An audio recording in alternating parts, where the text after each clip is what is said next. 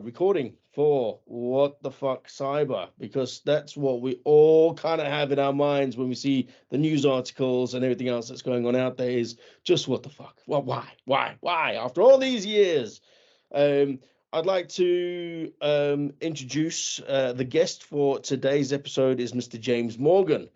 Me and James go back quite some time. And as he picked himself, not as I picked him, but as he picked himself, here's my guest, who is the Posh Prat. And the man who speaks very eloquently, Mr. James Morgan. So do you want to just introduce yourself really quickly, Mr. Morgan? Yeah, I should say that name was kind of given to me at an early days in my IT career, because apparently I didn't sound like anybody else, and I was a little bit too posh. So I was affectionately known as Posh Prat for a tiny bit of time, but yeah. Mate, you ain't gonna get any more unique than me as far as the accent goes, though. I mean, I like the poshness, but I'm a little bit of a unicorn in that. I don't think your accent is the big thing, Alex. It's the shirts. The shirts are the main thing. I mean, I've swapped the shirts for the background today. you have, and a very nice background it is. So anyway, introduce yourself. What's your thing inside? But where are you from? What do you do? Just for the people at home. So my business is called Godic. What we are is in effect a specialist cybersecurity consultancy. We really help out clients in terms of identifying where they've got, let's just say, a challenge in terms of their operational spends, a challenge in terms of the tools that they've deployed, and a challenge in terms of that overall ecosystem. And we can make recommendations and suggestions about how there can be certain improvements which then save them the cost of purchasing and renewing those tools, as well as then the cost of actually the manpower in terms of their time. So giving them sort of a better operational experience. In terms of my background, been in the business about 20 years or so. Working, starting. A long time, isn't it? A long time when you start saying it's 20 years. God damn. Yes. Starting in distribution, then going into vendor land, and then quite quickly finding myself in startup vendor land, which, for those who have been in startups, know exactly what I'm talking about when I say the environment is always very, very fast paced and unique, and every day you have to deal with a different challenge. Because you're either trying to build something that hasn't yet been built, or you're trying to correct something that really should never have been put in place in the first place. And with it, invariably, given the nature of the startup that's small, the owner of that process or the owner of that thing is very attached to it. So you need to kind of manage the person and manage the outcome in a little bit more detail than you would do having been at a more established vendor. So with that all said, you're a startup vendor. This is your baby. It is. You are the person that you're trying to manage, basically. How do you know that what it is that you're bringing to the market is what people want? Frankly, it's a bit of a difficult one. I don't.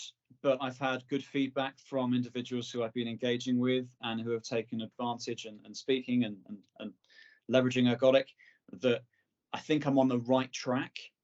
There is always room for improvement, and every day you're learning something slightly different, and putting out a different fire or dealing with a slightly unique environment.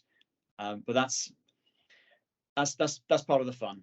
It's nature of the game, nature of the beast. Absolutely. And that was a tough question. Sorry to just put you on the spot like that as well. Yeah. How do you know that you're right? God damn it. How do you know? And nobody kind of does until the penny drops and you either make a success, you go, you know what? I tried at least. Yeah. But we'll talk about your background just for a second. Yeah. What's been your sort of specialist area that you've really looked at over the last 20 years, or has it varied? Has it changed very much like the industry has changed and you kept up with kind of trends, or have you kind of cemented yourself into one of the areas? So it started in cyber. because the first thing I ever sold was a NetScreen 5GT. It then sort of pivoted to more, I suppose, broadline technologies. Then went into storage, and I kind of got quite enamored with storage and various sort of storage concepts, and could find that I was able to make these sort of relatively weird concepts, and then convert them into something that someone would understand. I remember sort of going into a partner at one point when I was with a large storage vendor, and then talking about Usain Bolt, paint guns, and well, the Jolly Green Giant Okay. from the sweet corn tins. Yeah, right. And then sort of making that sort of analogy into one that was relevant to storage. And they kind of got that as a concept. This was around the sort of time when Usain Bolt was breaking pretty much every record for the 100 meters, for 4x100, for 200, etc. And he was a known quantity. And funny enough, it was one of the things that on the floor of that reseller, everyone was talking about, and everyone could sort of understand and empathize. So it got me excited then, but then pivoted away from that and went back into cyber. And that's where I've been ever since. And I suppose the cyberness of the cyber has become ever more niche. Especially I started with doing things around AI, which specifically is around unsupervised and supervised learning, and then specifically is looking at different sorts of language models, and ultimately boiling it down to various sort of scripts, which can be. Are you talking about unsupervised learning of AI? Like AI learning on its own without being supervised? Yes, in effect. So you've got two branches of AI, are really supervised and unsupervised. Supervised is where you have a marriage of a data scientist and threat research, and that threat researcher is looking to go, right, well, I'm looking to pick up on this sort of threat, and the data scientist will go, okay, here is algorithmically the most effective way to program and catch you. And then that is typically then a pre-baked or a pre-canned algorithm that can be deployed, and that's supervised learning. Unsupervised is really more, I'm going to deploy this thing into an environment and I'm going to let it understand and look at that environment and make judgment calls on its own, unsupervised, as it were. Okay. Yeah. Okay. But it's still a pre-programmed algorithm of some kind. It's just learning from the environment that it's in on the fly. Correct. Yeah, correct. Yeah. I was really scared for a second there that we were going Skynet and it was going to go off grid and it was going to go do its own thing and finally eventually worm its way out, and all that kind of scary stuff. You're talking about P-Doom. P-Doom? P-Doom. Yes. What's that now? P-Doom is, I suppose, the negative implications of AI. You're talking about Skynet, etc. P-Doom is probability of doom. Oh, okay. That is when the algorithm, when the AI is necessarily taking a decision that isn't necessarily in the best interest. So, for instance, I say to the algorithm, I want to end all suffering. What is the way to end all suffering? Oh yeah, end all life. Take it all out, nothing suffers anymore. Exactly. So the context. So you might have said you're looking at this from a Buddhist perspective, and as a Buddhist, I want to end all suffering. But the AI interprets that as, right, I need the most effective way to end all suffering is to end all life. So you have to give it some sort of rails and sort of safeguards. But again, that's just one specific example. There are a myriad of others. That's mad. I mean, we'll get onto that next as well, because there's also the stuff about, and again, I haven't done a lot of reading on it. It's just the articles you see and the shorts that you watch and all that kind of stuff. But there was Zuckerberg's AI that started talking in its own language when it was trying to work out. They had two models. They were talking to each other to figure out how to build a bridge or something ridiculous. Why have I got stuff going over my screen? That was weird. I'm gonna have to edit that section out. You said he who must not be named, and therefore probably it was LinkedIn. And that's just that's some AI shit right there. That's some weird shit. It may be. I mean, if you say EM, his full name, it may something else might happen. There may be a sort of what? Not Elon Musk. It's not done it. No. See, so he hasn't clearly paid Microsoft enough yet for that. That was weird though, mate. When we start talking about, you know what? When they say like he's listening to you and shit like that, this is exactly what we're talking about. There's something in there. We are on a platform that is owned by Microsoft. So yeah. Who knows? I mean, yeah, the man is always listening, right? But that was weird. I must admit, that's just freaked me out just a little bit, yo. Freaking balloons as well. There's some scary clown shit going on there.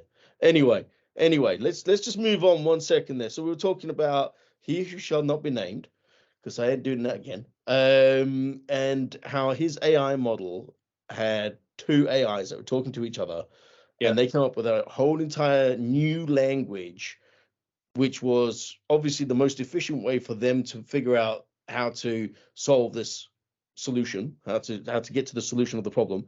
And it was a case that nobody could interpret and translate what they were saying between each other. So they just had to turn it off. They were like, we don't know what it's talking to itself and how it's communicating and how it's come up with this new language, but it has, and we just need to turn it off now because who knows where that's going to go, right?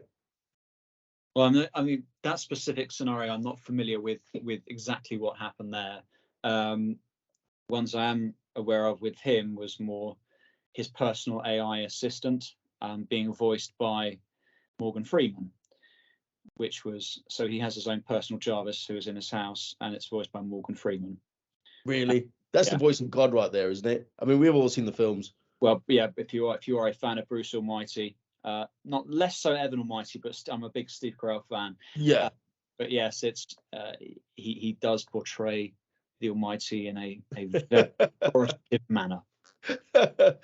As he does Nelson Mandela. I've seen that one too. But never, or was it the American president? One or two. Anyway, still weird having that as the voice in your own home. I mean, Morgan Freeman's still alive as well. That must freak Morgan Freeman out too. I imagine the piles of money that he got paid to do that are a comfort, albeit a small one. I'm wondering whether it's just another AI voice augmenting thing, and it's not even Morgan Freeman, mate. You've got, that's an interesting question, right? So now with the advent of how fast things have gone in the last couple of years, you can in fact emulate voices. Now, the most recent example of this, well, Peter Jackson and his team have finished off the last Beatles song. Mm-hmm. So we now have John Lennon, George Harrison, Paul McCartney, and Ringo together again for Now and Then. Wow. I didn't know that. Yeah, I didn't know that. They produced last song. I did a little video 2 years ago, maybe, talking about deep fakes. And there's a guy that does a lot of Tom Cruise deep fakes. Yeah. And he's very good. His acting is very good and stuff like that. But that's facial.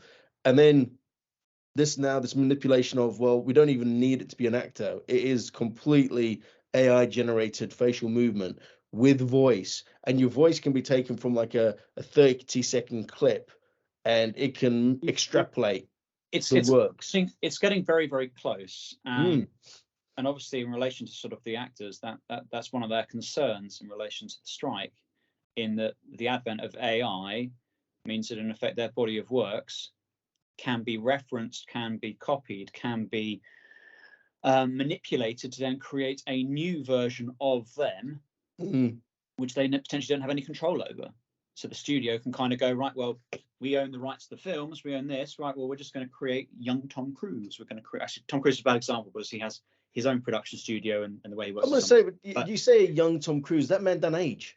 Do you know what I mean? He's got a Lazarus pool somewhere.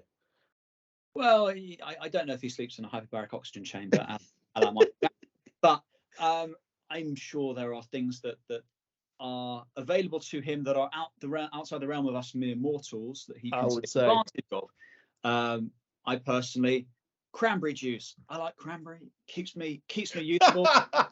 It brings some colour to my face. I have been accused of if I go any paler, I would almost be able to be see-through. So cranberry, I find, gives a healthy balance. But there we are. No, it is going to be interesting to see what happens. And obviously, from a cyber perspective, the implications as to what AI can deliver are both positive and negative. I don't necessarily prescribe myself too much into, right, well, you've got AI that can now write malware that really can't be caught by any sort of engine, because that's always been around in some way, shape or form. And there are individuals who I've had exposure to in my career that if you ask them, well, can you write something that can bypass X, Y, Z as an EDR, they go, yeah, easy, no problem at all. And there is a lot of hullabaloo at the moment. That was one of my buzzword bingo words, by the way, to get a hullabaloo into this podcast. So well done. You should have given me a list of them, mate. I could have called them out at the end. Well, no, it's okay. So I've got a couple of emergency sentences here that have most of them on. So if I need to, I can kind of just read. That there is a lot of chest puffery around, well, we can bypass this CDR and we can do this, we can do that. It's irrelevant. If things are misconfigured, you can bypass an EDR with a virus that's been around for a long time. So I think though, sort of drawing it back to the AI scenario, I think we're at a very interesting juncture in security, where there's a lot more going down the AI route. I've been looking at a couple of platforms for testing, and some of the stuff that I've seen recently, if I was to look at it from a client's perspective, from the reporting that you get back, I wouldn't be able to tell the difference between it being a human and AI. Genuinely, the way that it operates about finding and enumerating, and then when it finds a little nugget of information a bit later on in the test and compiles that back to go, and it recognizes, that could be used against this web server or mail server or infrastructure somewhere along the route, and it can go back and it can go and check that. That for me is just like the same as human nature, almost, right? I mean, it's infrastructure, so infrastructure is very logical and it makes sense, and still this algorithm in the background, but as close as I've seen it so far. Do you know what I mean? And I think with the advent of AI, when it comes to building malware that's going to potentially get into a network, even again, yes, misconfigurations aside, you're going to have to then implement AI on the firewalling side of things to combat the AI out there. So you're always going to have this negative positive, you know what I mean? But it's going to be, I think that it's going to become more and more difficult for normal people, the hackers, to potentially build the stuff to get into networks. Unless you're going to utilize the human problem, and actually, like phishing and stuff like that, where you get the human to interact with it. That's always going to be the case, though. It is. But I think a human being a hacker, going forward, it's going to become more and more difficult for hackers to potentially infiltrate. And I'm not saying this for all businesses. Let's just say some of the top tier ones that get breaches occasionally at this point in time. It's going to become more difficult for hackers to break into those. It's going to become different. There's always this sort of catching up, and then there's never the balance between the two. There's always the red team has an advantage and the blue team has an advantage. Then the hacker is able to get in, and they're not. And invariably, then, I mean, the bigger enterprises of this world, they don't get targeted by your average sort of group unless there is a very specific purpose. Fundamentally, these are businesses. They just happen to be in the business of doing something illegal. And if it takes too much of their own personal resources to actually target these businesses, they're going to go for the low-hanging fruit. They're going to go for the smaller organizations who don't necessarily have the sort of budgets available to them, who don't necessarily have the skill sets internally. Not because the people who are there are not very, very capable. It's just more a case of they don't have enough hours in the day, and you can't deliver on that with the sort of people you have. You have to then look at how you can augment the capabilities that you have, be that through external consultants, be that through an external service that you're taking advantage of, or else just kind of go, you know what, this is a risk, and we are happy to accept and sign off on this risk in full knowledge that in so doing, it's going to cost the business a lot if it goes down. And I think there's been a lot of recent press on that, no doubt in relation to some of the sort of the advent of the indictment at SolarWinds. So that's a sort of I have a specific view on that, but go on. So I just want to say something real quick just before we move on to that one, because it's definitely a topic I want to touch on there. But I've used a phrase recently, which is, I'm not surprised anymore. And you know, when you say, oh, I'm always surprised when I hear this, I'm not surprised anymore. I hear it all the time. And that is still that there are organizations out there that are putting an inadequate amount of budget against cyber, whether they don't do anything and are just living in blissful ignorance, because being aware of it means that they would have to action it. And somewhere there's a gray zone that says, well, we didn't know. And therefore, actually, that kind of still ticks a box for somebody. It's weird. But I have had a number of clients that I've talked to over the last year where I've said, you know, how much have you spent this last year on cyber? And it's like the bare minimum. And it's like, right, okay. And yet you've had a cyber breach. Yeah. How much was that worth? How much did that cost you? And it's like, I don't know, 25, 50 grand, something like that. And it's like, right, well, surely you should be putting Christ, 10% of that value into your budget. You know, let's start with something. It's a difficult one, right? So there are basically three things I think that are happening in relation to this. The first is that you've got individuals who are quote unquote, and this is absolutely the minority. This is not the minority are CISO in name only. That is to say that they have been given a sort of title. They have come up through a relatively fast track system, and they are on a salary that would not typically attract anything like someone who would say a CISO. I'm looking at really a 5-figure salary for somebody who owns this sort of a 500 to 1,000 person firm. Would you be able to get a CISO for that? Yes, you can, but the value, the skill set. Did you see the Treasury put one out? Oh, the Treasury put one out, and there's been another one. I think the Treasury one was about 55 to 60,000 or so. 55 it was. Yeah, I had somebody mention it to me the other day. Yeah, 55k. Can you imagine? I've said this in my last. There's another podcast that's launching on this Friday. I don't know when this is going to come out. It's going to come out afterwards, but I mentioned it in my last one. I'm like, can you imagine the size of the target on your back as the CISO for the Treasury for 55 grand? I'd be like, I want a daily danger money. It's rather silly. Now, in some ways, there have been individuals within government who have, well, not necessarily within government, but individuals in the civil service who have recognised that we're not going to attract that, but they're constrained.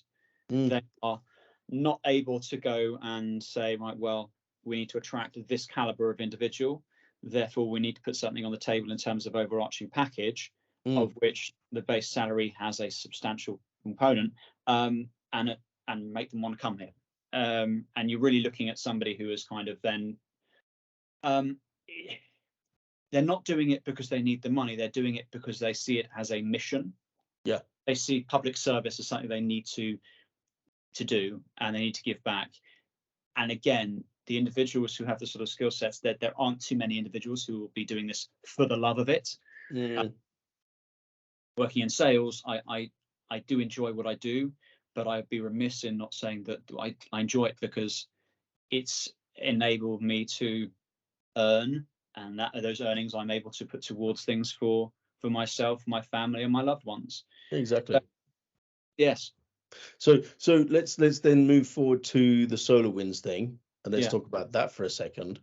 Again, in the other recording, we touched on it, and I'm I saw the SEC. I read the article about the SEC putting a liable case against, or whatever it is, whatever you call it, suing SolarWinds, because it was down to like defrauding the investors, and yet somebody internally had sent some emails saying that we can never secure our infrastructure as well as we should be able to, and blah blah blah blah blah blah blah. And I'm like, I mean, and again, I explained this in the last recording, that I'm still shocked that SolarWinds are getting hammered as hard as they are, when, and I know it's affected probably a load of people globally, but I come back to this one. T-Mobile have been hit multiple times over less number of years. Like, I think they're 5 for 3 now. I don't know. 7 for 4, whatever it is. 7 five hacks in like 3 years. Breaches, major breaches. You know what I mean? Well, And I'm like, why is it that T-Mobile haven't had their name slung through the mud and dragged backwards through a hedge, and yet these guys are about to, so I think it's interesting. So when it blew up, when the report came out, obviously everyone's LinkedIn feeds were then populated by, oh my goodness, and everyone was kind of gave their 2 cents. Yeah. Now, if you are to say that you are going to be personally liable as a CISO, if you say you are going to be personally liable for everything to do with cybersecurity, even when you have left, if you don't, as a CISO, then have a commensurate sort of remit in order to go and deliver on that, if you basically say, right, well, you've got this responsibility and you could be sued going back 5-10 years or whatever, to quote you, danger money. What are you going to need to have danger money? You're going to need to be paying these individuals a substantial amount. Plus, it's not just about them. You've got to then give them the freedom and the autonomy to take any sort of decisions in relation to staffing, technology, workflow optimization, dealing with third-party suppliers in terms of, right, what are our contracts going to say? So if they are going to be personally liable, well, they're going to want to have probably some sort of insurance for them as individuals. Plus, they're going to want to have certain that they are backing off as much of that sort of challenge onto their sort of suppliers. So if it can be shown that actually it's been a breach, it has been picked up by XYZ EDR tool, the phishing filter that we had in place, it allowed that email to come through. So there's number 2. Then it's a case of our third-party suppliers and our contractors who we are bringing into the building, who are working with us on key things, but they have been the entry vector for this sort of threat, that you are offloading as much of that risk contractually and through policies as you can do. Then it's not going to be a position that fundamentally people are really going to be going, I want to be a CISO. Yes, it comes with a huge amount of responsibility, and it also carries with it a huge amount of prestige. There are certain CISOs that I've spoken to who are, it's been their mission to become a CISO, to be the head of this organization from a point of view of information security, and they've got to that sort of position. I then speak to them 2-3 years later. They're no longer in that position because they've been burnt out, because they have not had the support internally that they thought that they were going to in order to deliver against it. And they kind of can see that actually this is just a nightmare waiting to happen. We touched on this one again on the other recording and stuff like that. It's quite interesting. We're almost talking about the same stuff here, but it's not just the CISO that needs to be considered in the equation. There are as well. What about the CEO, CFO? Yeah. Anyone who is responsible for fundamental CEO, yes, but the CEO also has the remit over pretty much everything. So you can kind of say, well, the CEO needs to look after everything. They're the one who fundamentally take full accountability and whose head should roll if need be. I mean, ultimate head of the house, etc. Yeah. Now, personally, for me, I don't think it's right to go and just bash this individual for what they've done. Chances are, in an organization that large, would they have been fully aware of everything? I don't know if they would be. I don't know if they wouldn't be. If they were, and they were negligent, then that's a choice they made. I would just like to say on that though, if they knew and they didn't do anything about it, but the negligence could still be investigated out that there was a financial constraint because this multi-million profitable company didn't invest accordingly, or that the CEO decided to bury it, then the negligence is still. You've got different sort of things there. I mean, fundamentally, if you are accepting the risk, you are doing so either consciously or unconsciously. If you're doing it consciously, then as long as you have made everybody aware, you have said, fine, I am operating to this. This for me is a massive problem, but you are not giving me the ability to do anything about it. And I want to make that absolutely crystal clear. Then you've done everything you can do. You then have to look at things around, right, well, do I want to stay in this sort of role if I'm not going to be allowed to actually affect change? Or do I want to just stay here and just keep my mouth shut? And I suppose the point situation to be in. The point there as well is who accepts the risk. Because if you as a CISO know about it and don't accept the risk, then the business has to do something about it, or you walk, right? And then the finance guy's got to turn around and go, well, actually, you know what? Financially, we're not willing to do X, Y, Z. So we, as the finance section, are taking that risk and agreeing to it and taking the hit. But somebody at some point needs to sign that piece of paper that goes, right, this is the risk and who's accountable for it. And then when you do the investigation, if it turns out that it's a CISO that went, yeah, it's fine, I'll take the risk, and I signed the document, then yeah, your head's going to roll, mate. Do you know what I mean? Particularly if it comes down to negligence. If it's evident that they have been negligent and that negligence breaches what I suppose be a threshold of criminality, then yeah, they're in a spot of bother. Again, I should preface all of this by saying that I am not a lawyer. Yeah, no, mate. Completely opinion. And this opinion is mine and mine alone. It should not be construed to be any sort of legal guidance. To any CISOs listening and watching, yes, please don't seek my advice when it comes to matters of legal. Please speak to in-house counsel and external. Yeah, terms and conditions apply. Your house is at risk. Yes. So again, another one of these. My advice: your mileage may vary. That's the one.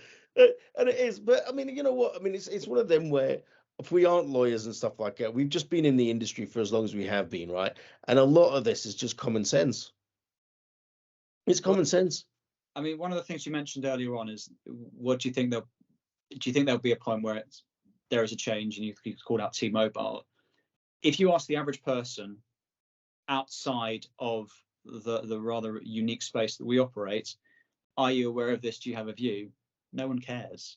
So one of the things that I think is needed to bring about change at a higher level, and this is the high level being in some ways the C-suite being really, really supportive of what the CISO is looking to accomplish and deliver, is there needs to break the apathy that I suppose some of those individuals have really become accustomed to.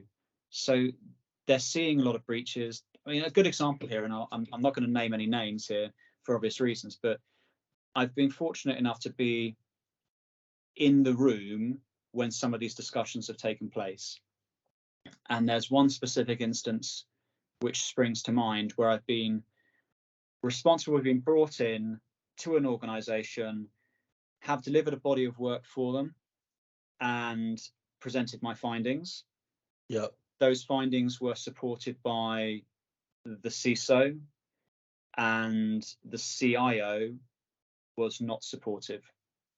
And what then happened was, in effect, a shouting match between the CISO and the CIO, where the CIO was kind of just not really enjoying what was being presented to him, and the CISO was kind of thankfully had my back. We had a rather animated discussion. I left the room. The discussion continued, and I was told of the outcome of that discussion.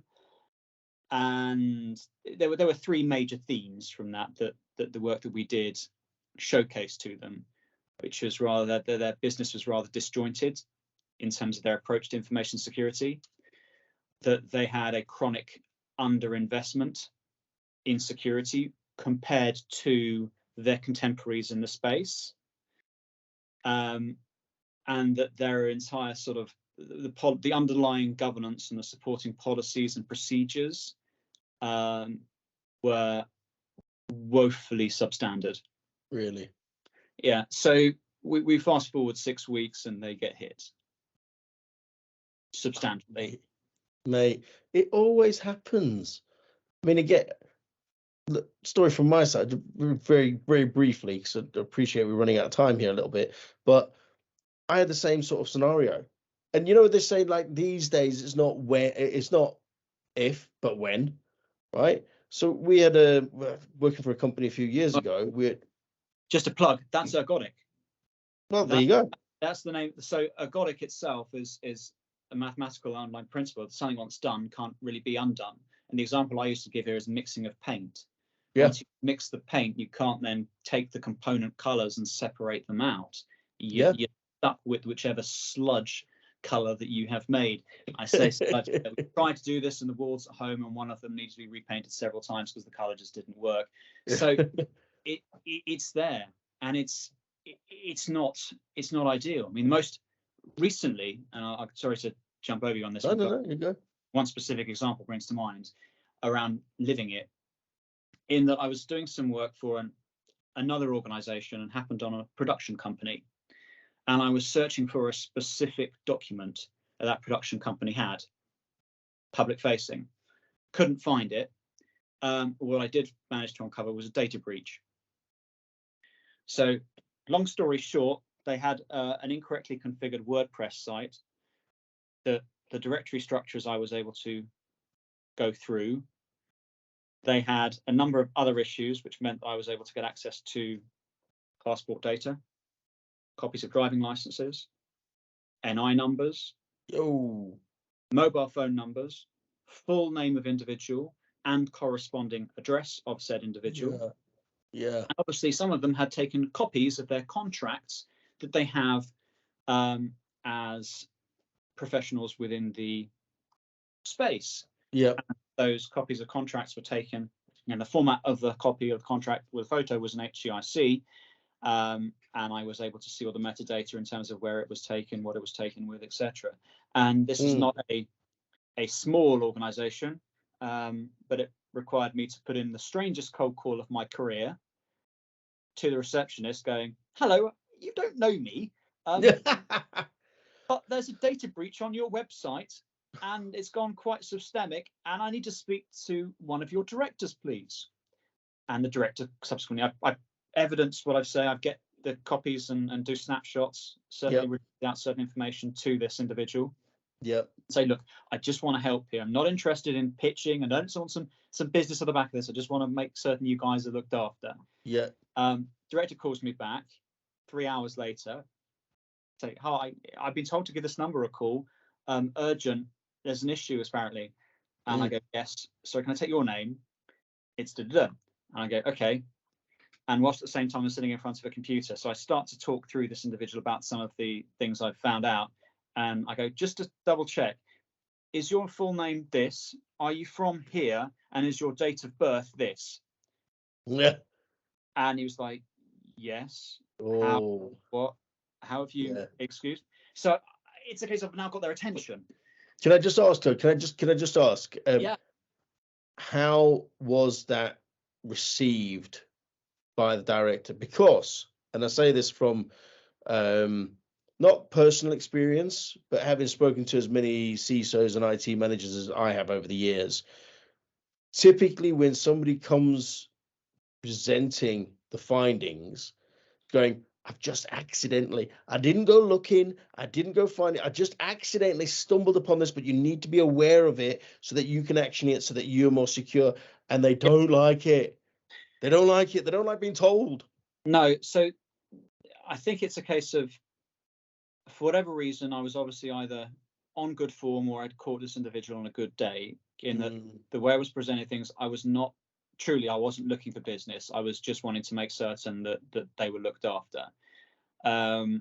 It was pointed out to me, given the nature of the individuals whose data had been compromised, and they subsequently, thankfully, reported everything to the ICO. They did the good thing.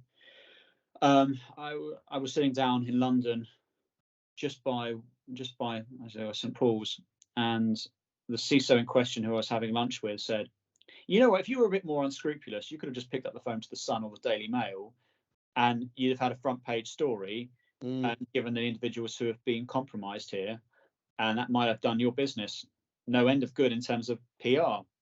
And for the briefest of split seconds, the business owner in me was like, "You know what? I've made a wrong decision. I should have sold this." It would not have been the right thing, and to be honest, it would have been rather unethical. But it is still one of the most interesting engagements I've had to deal with.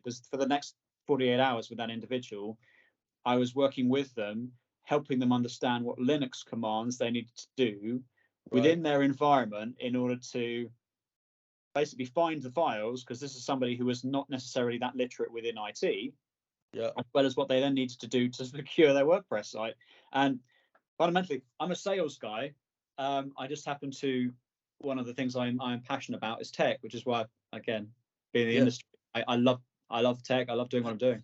You and I both sing from the same hymn sheet from that perspective, because again, being the sales guy and being commercially driven and stuff like that, I've paid attention to what the boys are doing. Do you know what I mean? And I love that kind of stuff. You know, we all watched the films when we were younger, and it's amazing. But we are running out of time.